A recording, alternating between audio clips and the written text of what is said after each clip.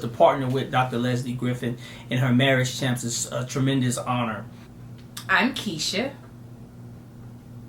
I'm Ernest. And we're the Bogarts. Nice being here with you. Thank you for allowing us into your homes, your office, your church, your sacred space. We pray that something that is said here will help to enrich, strengthen your marriage mentally, physically, and spiritually. So thank you, Dr. Griffin. We are honored. This module, is broken down into 2 lessons, and we're going to give it a go with what Dr. Griffin has outlined for us. So just stick with us, bear with us. We appreciate you in advance. In the movie American Gangster, in this particular movie, there's 2 main characters I want you to focus on. One was Frank Lucas, played by Denzel Washington, and second is Cuba Gooding Jr. playing Nicky Barnes. And there in this particular scene of the movie, Frank Lucas goes to Cuba Gooding Jr., Nicky Barnes' character, and he goes to him and he says to him that I heard that you've been out here stepping on my product. You've been downgrading my product to make more money.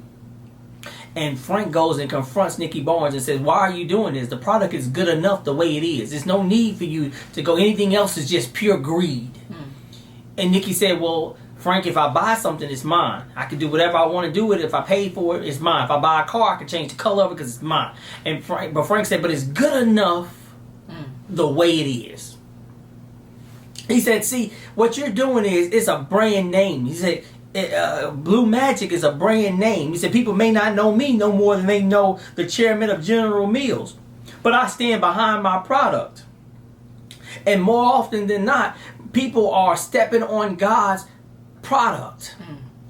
We are downgrading his product. We are diminishing his product, but what we are still trying to call it a marriage.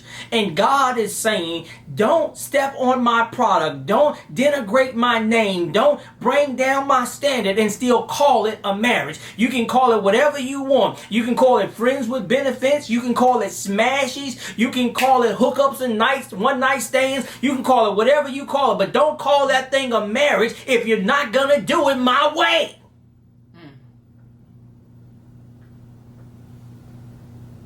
Can't call it a marriage if we want to do it the way the world does it. We can't call it a marriage if we want to have a boyfriend-girlfriend covenant but claim that it is a marriage.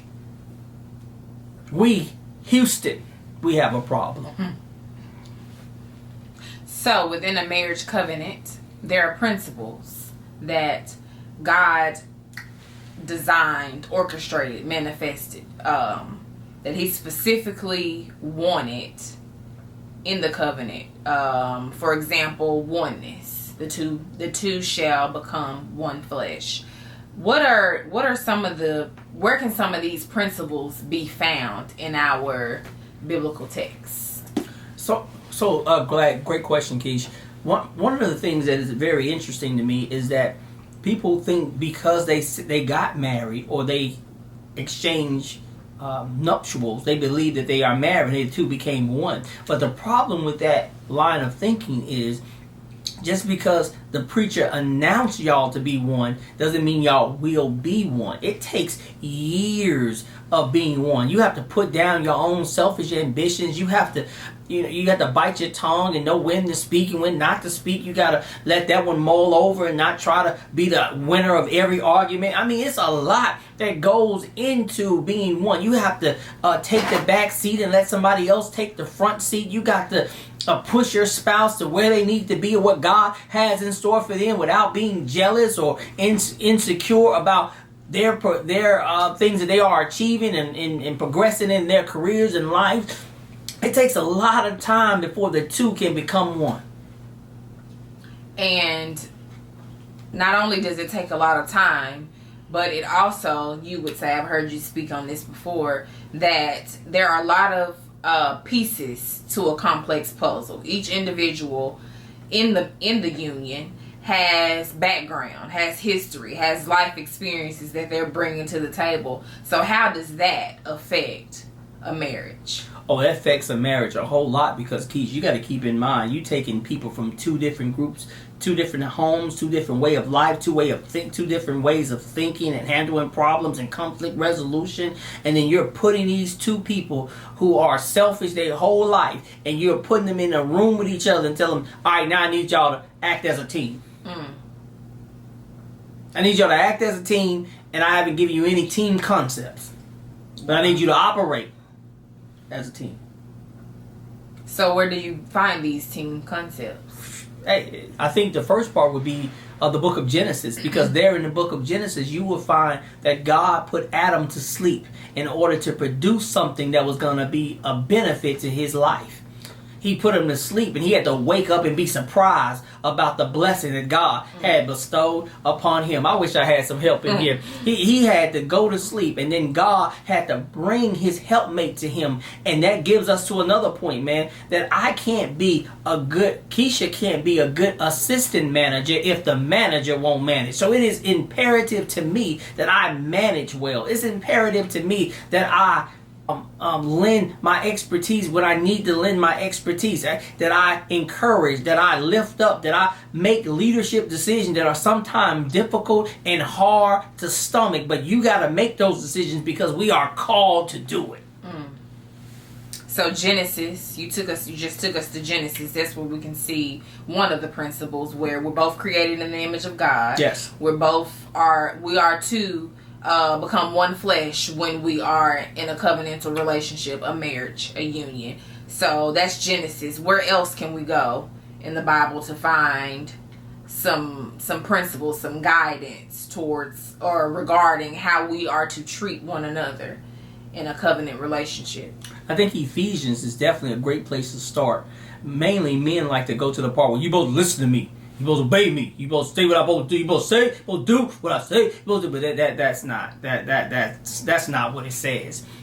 That's partly what it says, and sometimes you have enough truth to be dangerous, and that's what happens right there. But what it really says, it's saying if you love your wife sacrificially, that you would give up your life for her to live. He said when you're at that level of love, sacrificial love, it ain't about me, it's always about her. And if you got that kind of love, then therefore you don't have a problem with love or your needs or your aspirations becoming to being a priority to your mate, because they already have decided that you have made them a priority. And it's hard. Can I just say this real quick? It's hard to make somebody a priority when they make you an option. What? Yeah, it's hard to make somebody a priority when they make you an option and you feel slighted. But the Bible never tells you render evil for evil. The Bible never tells you, well, he ain't giving me what I need, and I ain't giving him if she ain't giving me what I deserve, I ain't giving. No, the Bible doesn't tell us to do what? Quid pro quo? Does the Bible say that? No, it's you're demonstrating the love of Christ. And watch this, you are a type of Christ in your relationship. You are to love Christ. You're supposed to love your wife as Christ loved the church. The question is, how far did he go? He went to the end of the earth for his baby. He went from the end of he endured some things that he didn't have to endure for his baby. He took some ridicule for his baby. He took insults for his baby because he knew that he was going to love her to death. That's good.